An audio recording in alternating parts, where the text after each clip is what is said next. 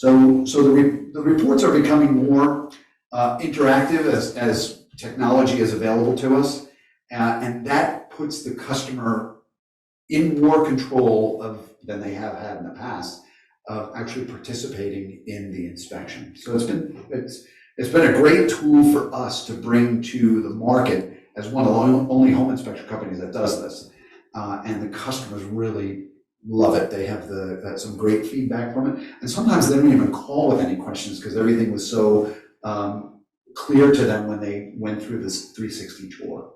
Welcome to the Got Your Six Real Estate Podcast. In the military, Got Your Six means I've got your back.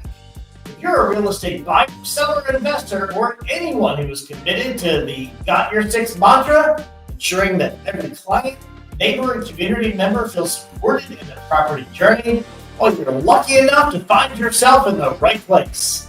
My name is Kevin Onizuk, and I'm your host. Each week, we talk with successful real estate experts, veterans, and community leaders who are willing to share their insights, trade secrets, and mindsets that help them to succeed. There's no fluff, just straight to the point content that prioritizes one thing above all, your success. So without further ado, let's get started. Welcome to the Got Your Six podcast. This is Kevin Onizuk, your host, and today I'm here with John Lynch. Welcome, John. Hello. And you're with Pillar to Post. I guess maybe tell me a little bit about John and Pillar to Post and what you all do. Sure. Well, I'm John Lynch. My company name is Pillar to Post Home Inspectors. I'm part of a franchise organization that was started back in 1995. I started my business in 1998, so we're coming up on 25 years doing home inspections here on the peninsula. Wow. So the franchise itself has about 500 franchisees across the United States and Canada. We do home inspections. We also provide additional services with those home inspections, such as mold sampling, air quality testing, water sampling, radon testing, termite and moisture reports as well. Well, so you've been around the local real estate business a good while, and you had mentioned right before we got started that you just came back from an industry trade show. How's the business changed over 25 years? Well, over the years, I've gotten to see ups and downs. There's been more ups than downs, but the downs tend to leave an impression on you. Recently, the business has changed over the past couple of years because of shortages on inventory. Very much fewer houses going on the market. Therefore, it's a competitive situation for buyers when they're getting ready to purchase a home. And when it gets competitive for buyers and there are multiple offers on a house, they tend to waive contingencies. And one of those contingencies that were waived quite a bit over the past few years has been the home inspection.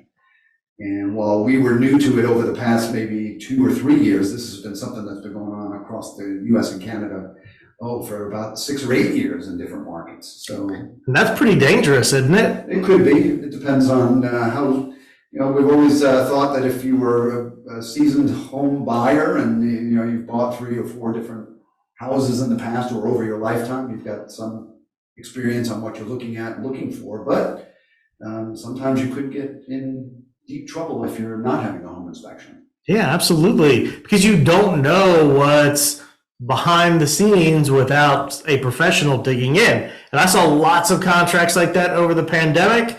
And now that we're kind of in maybe a bit more of a balanced market, I am seeing realtors post on their websites and Facebook like, oh, I never let a client waive a home inspection. That's never a good idea. But it did go for a run there where I would see contracts pretty regularly where it was waived.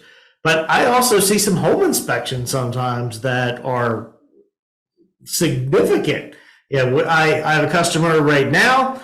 He's in Central Virginia and he's purchasing a house on the water, and their home inspection had over 50 items, and some of them were really significant. Like a whole deck was rotted out, retaining wall was rotted out. It was some very expensive items on there that they wouldn't have known about without the home inspection. Right, exactly. And the home inspection is really designed to give you information about the house. And a home inspector goes to areas and looks at items generally that you're not looking at as a homeowner, or even a realtor might not be looking at. So we're going in places like crawl spaces, deep dark areas of the basement, on the roof, into the attic space, all of the areas that are just not visible to a home buyer or a realtor when you're walking through looking at a house, let's say during a preview or an open house. So we take the time to take a look around and see what's going on. Yeah, so I guess tell me what's that like? So somebody says, hey, I want to buy a house, I'm getting a home inspection, pillar to post comes recommended. What is that process like? Do they meet you at the house? Do they go there with you? Tell us a little bit about what that looks like. Sure. The home inspection process, well, it's a process. When you call to book an inspection at our office, or when we call to confirm that your inspection has been booked, if it was booked by your realtor, we're going to ask you a couple of questions. Do you have any concerns about the property? We're also going to give you some information as to what you should be doing during the home inspection process. The home inspection itself takes anywhere from 2.5 to 3 hours and more, depending on the size of the home and the condition of the home. We always we would love to have 100% of our home buyers with us during that time, during the home inspection itself. This way you get a chance to see what we're looking at and what we're reporting on. Things look a lot different in writing with a photo versus being there, seeing what's going on, and having a conversation on what a deficiency is, for instance, and what a proper repair would be. Sometimes very simple. We could talk about that, and we can move that off your plate as far as an area of concern. Or if something needs to be a little bit more involved or further investigation that might be needed, like let's say a foundation that might need repair, or some extensive structural damage in the crawl space due to like moisture damage, for instance. Those are all things that we talk about, and part of the education and during the inspection process is finding out how the house works and what you can anticipate as far as maintenance is concerned over an extended period of time. I think that's probably more, it's always been important to me as a home inspector, but during the period now when we have a contingency that might be a home inspection for information only purposes, which is very popular right now, this will give you the information you need in order to make the informed decision. And in many instances, more often than not, helps you become more comfortable with the decision that you've already made and moving forward. So Sure. And just to know if there's anything hidden that you're going to have to deal with right away. Exactly. Yeah. And I've used pillar to post, purchased several houses, and being there makes a huge difference because just like you said, something on paper may look significant and there may be items listed that are fairly minor and they could be easy fixes, or some of them are just recommendations. Now, let's say there is a list of items on the house. Do you all give like a cost estimate to fix, or is it just kind of pointing out the issues? We point out the issues, and we do have the ability to get cost to cure or estimates for repair. We work through an online company called Boss Cat that when a customer, a home buyer receives a copy of our inspection report, they have the opportunity to check a box, and an estimate can be generated through artificial intelligence based on whatever the current repair guide estimate is for the region, and they can get a good idea of what a repair might cost that they're looking at. Okay. Now, do you have any idea, or I guess let's phrase it this way, do you see consistent issues in our areas, or something like, oh, I see this a lot? What comes up often, and what are things that come up a lot that shouldn't be a deal breaker? Sure. More often than not, the biggest thing that we see regionally that's common is moisture damage, and it could be moisture damage on the outside of the house with trim and siding on the house exterior, and or moisture related issues in a crawl space, which are very common in the area, but very problematic. So even though a lot of crawl spaces in the area would be typical that you would have a high moisture level on the crawl space, it's never good that you have a high moisture level on the crawl space. So the moisture level, it varies season to season, and we're going to have higher moisture levels in the summer months versus the winter. And over an extended period of time, those moisture levels generally lead to fungal growth, which ultimately starts to eat away at the wood structure. So the longer the moisture stays in the crawl space, the more damage you have over an extended period of time. So that would be one of the common issues that we see. And then more often than not, another issue that we might see would be mechanical, older HVAC equipment, for instance, or heating equipment that has not been well maintained. So generally when we have little to no maintenance on equipment, it tends to reveal issues earlier in the lifespan versus later. So some pretty simple maintenance can really extend the service life on your equipment. Cool. Fun questions. What is the most challenging property you've ever looked at? And like, what's the craziest thing you've ever seen? Oh, okay. Well, challenging, I think challenging would be large properties. So we've inspected houses that have been 22,000 square feet. Wow. Me and one of my other inspectors. And then we've also have larger properties that are older. So we've inspected properties that, one property, for instance, was built in 1697, and it was over 5,000 square feet. So it's pretty interesting getting involved in an older structure. Mm-hmm. In that, I was hired by an engineer. An engineer was hired to do the inspection, and he brought me along as a home inspector, looking at home inspection items, and he took care of the structural items. So it was pretty interesting. We got to inspect a lot of outbuildings and a lot of history on the property. Yeah. Very cool. Yeah. Have you seen some crazy things? Oh, crazy things. Yeah, oh, well, snakes and things that are living in crawl spaces, certainly. I was inspecting a house in Kings Mill one day, and when I got ready to go into the crawl space, I saw a pair of eyes glowing or reflecting in the light from my flashlight. And as I backed myself out, I told the homeowner, listen, you have an animal in the crawl space. If you could, I gave him a number of a pest control contractor to come remove the animal. And turns out that I ran into the pest guy a couple of days later, and I said, wow, that looked like it was a big animal. What was it? And he said, John, that was the biggest cat I ever did see. So I'm guessing it wasn't their cat? No, it wasn't their cat. It was a feral cat. I'm sure it was ferocious, and that's what scared me. But I'm a little more calm now as I've gotten a little bit older, and I tend to, if I see the eyes looking out, I'll try to see what it is before I give the runaway screaming. So. Yeah, I'm sure that'll be quite surprising. And most folks that I talk to that are in real estate and go into houses, even appraisers, whomever, snakes is the number one thing that always comes up. It does, yes. Yeah. Yep.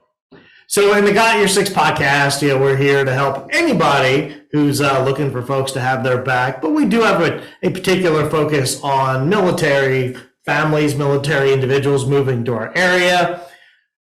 Are there any specific needs or expectations for a military family? And I guess off the top of my head, I'm thinking logistics of maybe people who are purchasing here that aren't here. Maybe they're still stationed overseas and having to do things electronically or with video. Like, how do you typically handle that if the buyer can't be here for the inspection?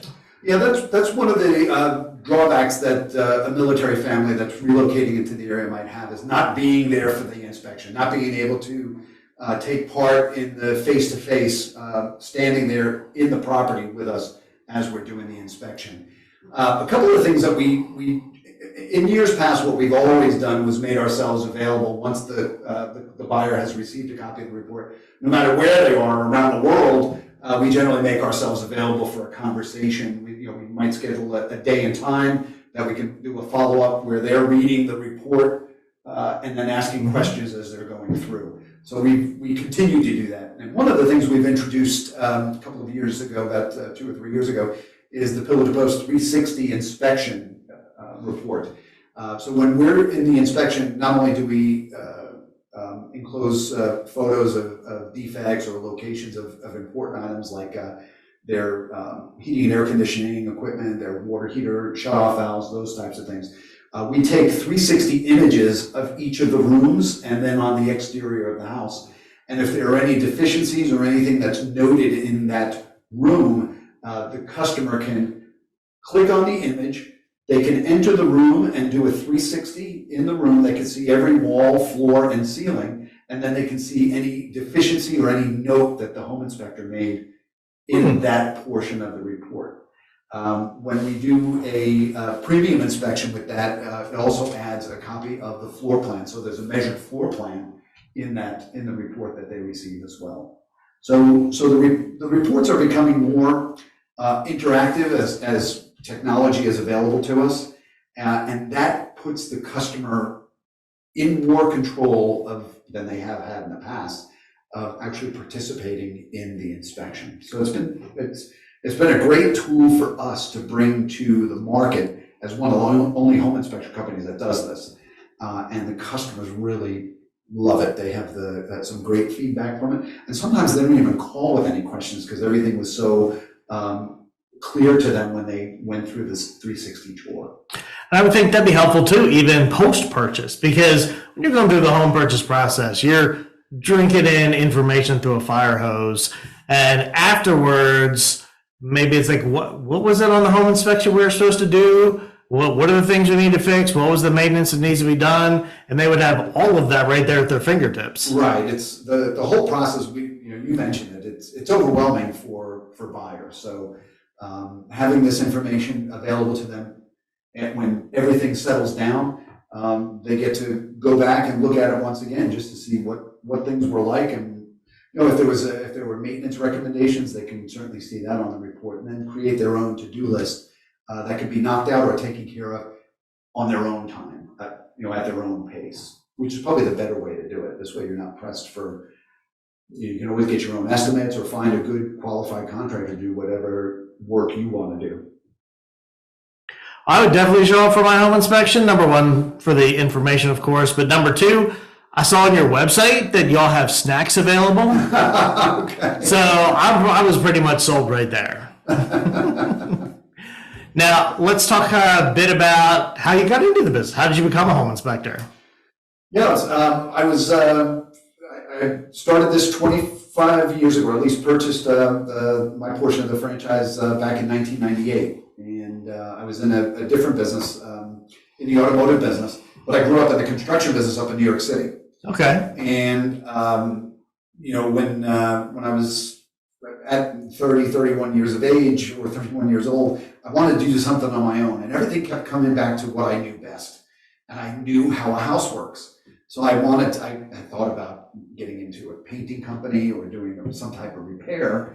And then my problem as I do repairs is I'm slow, and I never think my work is good enough to charge somebody. So, and then my wife knew, oh, you're not doing repairs because we'll never make any money. But hey, how about this home inspection thing? So we kept coming on this, around to home inspection as we're looking around. And I sat down with a couple of home inspectors, spoke to them. I spoke to a couple of my friends that were in the contracting business, just what they thought about me getting into this, and they thought it'd be a great fit.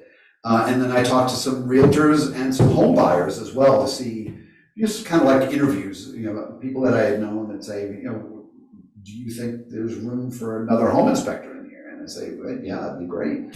Come on board. And the way I tell the story was, I was in my old job. I was going to leave, but I had bought the business and I was going to leave in a couple of months. But I ended up getting laid off on October 15, 98 at noon. My wife told me she was pregnant with our fourth boy at 12:15, and by 12:30, I had booked an inspection for 4 o'clock that afternoon. So, there you go. So it started very quickly, and it's been working ever since. That's awesome. So it was a great fit. Yeah. And I found myself in a position that I get up every day loving what I do. That's good. I think it shows with me when I'm doing the inspections, also with the guys that I have my inspectors on staff. Mark has been with me for 20 years, And then I have Josh, who's been with me 2 years. So equally as eager to be doing inspections and serving customers as Mark and I are. So Now, I was a carpenter in the Army and came out, and I ended up in mortgages, I guess somewhat related, still kind of real estate. What's the future look like for home inspectors? Maybe folks coming out of the military with some background in construction, or anybody out there, what's it look like in your business, and what are you seeing like in the trades in general? Yeah, there's always opportunity in the home inspection business. Virginia started requiring licensing for our profession back in 2017, which just like any other trade.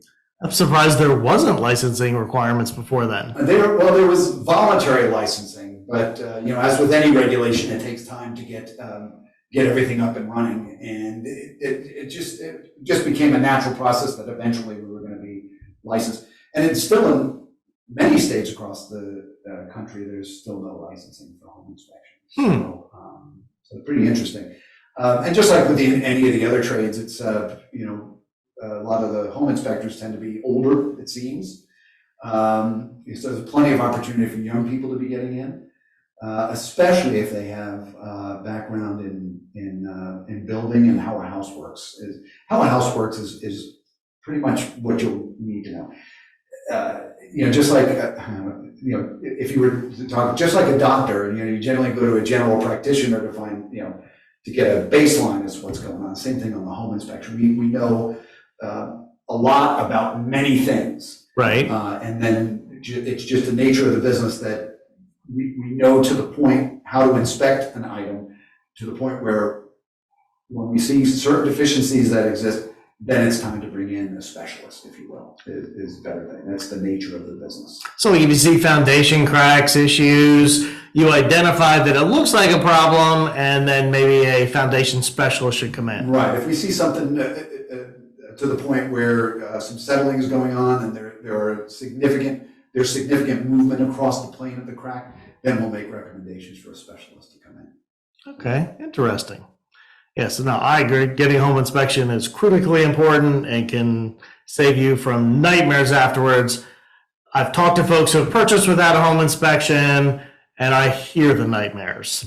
So if you at least know what you're getting into, you can be prepared, and a lot of times you can renegotiate. You can say, okay, well, here's what we have. The person I mentioned earlier who's buying the house on the waterfront, it's a great house, beautiful location, so they're trying to renegotiate. They're trying to get a better deal, lower the purchase price from the seller to help cover what they're expecting to have in minimally required repairs and improvements just to keep the house sound. Right. Yeah. And depending on what's going on market-wise, they may or may not be able to get a lower price because there are people behind them. That's true. That's true. Yeah, we're still in that tight market. I mean, we traditionally, you put your house on the market. When I started, it stayed on the market for a few months sometimes. And now, during the pandemic, it was a few hours and you were getting offers. Now it's getting a little bit more balanced, but we have a huge supply problem. Folks that purchased or refinanced during the pandemic are in rates in the 2s and 3s, artificially subsidized, but they're not coming off of those rates and selling those houses.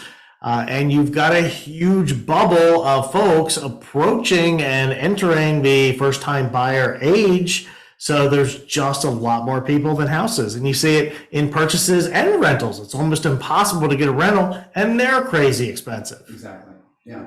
Yeah. One of the things that we started to see on the inspection side of it is when folks purchased homes very quickly at the beginning of the pandemic, let's say it was mid-2021,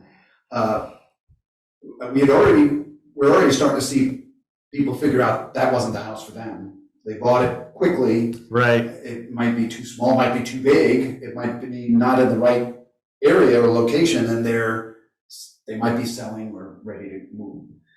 If they didn't have an inspection done prior to that purchase, and a new buyer comes in, now they might be finding out what might be going on. Many instances, everything's fine, but in some instances, we might be finding some significant deficiencies that you generally would have come up in an inspection had they had it done prior to their purchase. One of the things that we're also finding is people that are getting ready, if they bought a house the past couple of years with or without an inspection, what they're doing is getting a pre-listing inspection, finding out what's going on with the house before it goes on the market. So what they can do is find out if anything needs to be done or taken care of prior to passing it on to the next buyer or putting it on the market. This way, they can fix something at their own pace versus having to do it in a panic and have it cost a lot more. Right. Or trying to find a contractor that has availability. Or they could have a buyer that finds it and they could lose the contract. So, you mentioned as years past, it used to take a while, a couple of weeks at least, if not months, to sell a house. And so it was really important, any buyer that came, that you could keep that buyer. Right. Transact. Now there's the same sense of urgency, but now we're doing that over a multiple day period versus weeks or months. So right. That's what it seems is going on.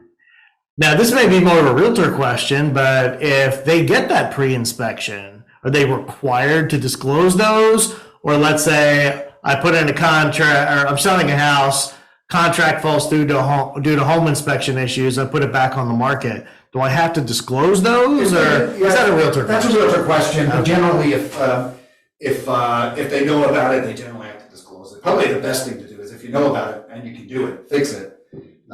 Because a lot of stuff like that generally comes up at some point during the due diligence with if a buyer's having an inspection, or if a neighbor knows what's going on. I've been in plenty of inspections, and we've done over almost 25,000 inspections, and it wouldn't be unusual for us to be standing outside the house and have a neighbor or two come and want to tell us, hey,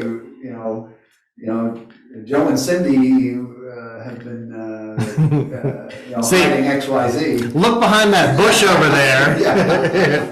Oh, as a matter of fact, that happened a couple of weeks ago up in the country. It was we were at a house. I was standing outside with the buyer, and a gentleman came over from diagonally across the street, and he was in a rush to tell me, the inspector, and after I introduced the buyer to him, exactly what was going on with the property, with the septic system. And it turned out that the septic system had been capped off.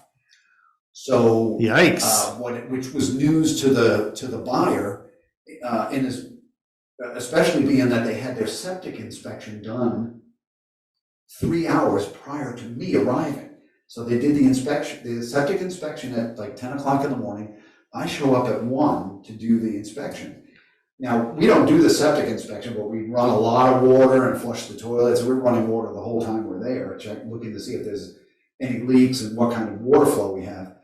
We never would have figured out that it was the septic system was capped up. Right. But does the septic inspector catch that? To his credit, they disclosed that they could not find where the septic field was, which they were making a recommendation for further investigation. Okay. So they would have found out down the road, right? But had they known when they were there, they could have made the appropriate recommendations and given them a proper estimate on, hey, this is how you're going to be fixing the septic field. The reason why it was capped off was because it was a shared field. There was repair that needed to be made on the field.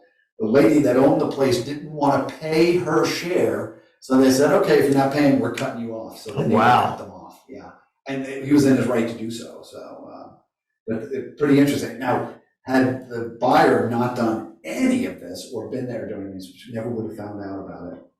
Until it's too late. Until the holidays, when everybody was over at the house, and then the septic tank started to overflow. Then they would have found out. Something tells me those neighbors would have been over there chatting with the new buyers anyway. At some point, I'm sure. So. They would have been over there with an invoice as soon as they closed. Yeah. So let's start to wrap with one thing. If there's one thing you can tell military and other buyers about a home inspection. Here's my one piece of advice, or don't make this mistake. Yeah, the mistake would be not to have a home inspection, even on a new house, newer construction, brand new construction. If it's never been lived in, there's always an opportunity to learn something about the house that you may not have known about. And the reality too about the brand new house construction is it's built by humans. Humans tend to either forget or make mistakes. It's not unusual. And even though the code inspections are done during the building process, there's a lot of things an independent home inspector does versus what a county or city code inspector does that we can generally find something that is going on that needs to be addressed by the builder. So. Now, I've bought a couple new homes over the years, and what I did, the builders typically have the first year warranty, bumper to bumper, we'll call it, everything is covered. I did a home inspection at like month 10 or 11, yes. And then that was my builder punch list. Yes, yeah, and that's a great idea. If for some reason you choose not to have an inspection on the upfront on a new home, you have 1 year in which to make the builder aware of any issues that you're experiencing, and then the builder is obligated under that warranty to repair certain items. My general recommendation is, what I tell people, even when I'm inspecting the house prior to them purchasing new construction, is just keep your eyes open over that 1 year, let's say 10 months. Right. If you see something going on that you either have a question about, you can certainly call me. I'd be happy to answer any questions that you have. But just keep a list of things that you either have a question or some problems that you're experiencing. Don't call the builder every time that you experience, you hear a noise somewhere. Just keep a list in a drawer that's easy to access, or even on your phone. Just jot this list down, and at the 10-month period, have an independent home inspector come in, and you can present the home inspector with the list. Hey, these are the things I've been experiencing. We would love to know what you might be going on in the home, so that we can check them out, so that we can help to uncover something as an issue, or even just let you know that something would be normal as part of how the house is settling in over the first year or so. Mm-hmm. Yeah, like every time I take a shower, I hear a strange noise in the wall or something. Right, and which would be not unusual. So, but if there's an area that we can get you to see what might be going on, we'd be able to either confirm there's a problem or eliminate that as something that would be pretty typical. Very cool. All right, last question. I always like to end with asking, for folks that are moving here, for folks that are not familiar with our area, what is your favorite thing about this area? What do you love? What should people know about? Wow, it's the Tidewater area. So I am in love with the waterways and our scenery.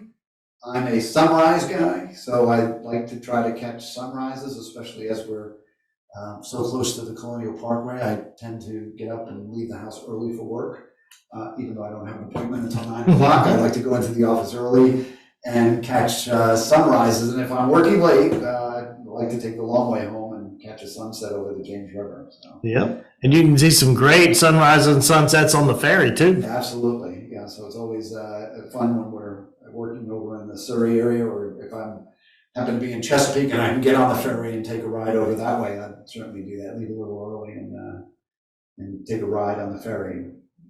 Absolutely.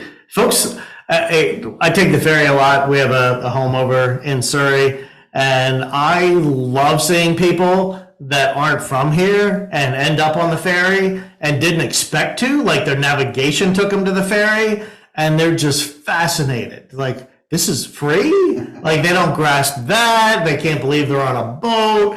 It is, it's that's on my list of favorite things about the area. Yeah, absolutely. Yeah, cool. Hey, I've loved having you as a guest today. I've certainly learned a lot. Hopefully our listeners have as well. If somebody has more questions for you or needs a home inspection, how do they find John and Pillar to Post? Yeah, feel free to call us. Pillar to Post Home Inspectors, 757-564-4454, or our email is weinspect@pillar2post.com.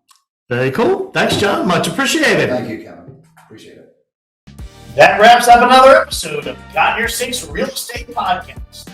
Remember, you can find new episodes every week at GotYourSixRealEstatePodcast.com. And if you found value in today's insights, please subscribe, rate, and review on your favorite podcast platform. Until next week, this is Kevin Onizuk, and remember, we've got your six.